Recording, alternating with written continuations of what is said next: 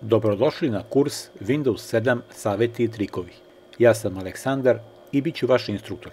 Rad u najnovijem Windows okruženju podrazumeva nove načine na koje možete kontrolisati svoj računar, a to znači da će vaš rad postati mnogo efikasniji i sigurniji.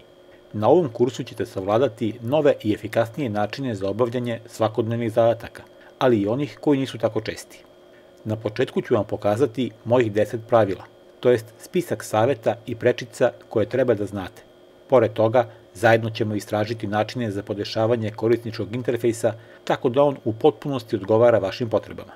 Zatim ćemo preći na spisak prečica za upotrebu tastature i miša.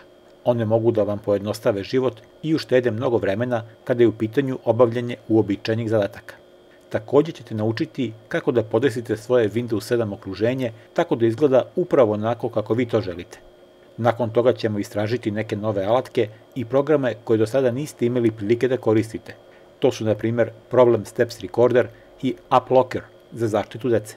Na kraju, pokazat ću vam i kakve promene možete da napravite ukoliko želite da poboljšate ukupne performanse svog računara. Dakle, hajde da počnemo.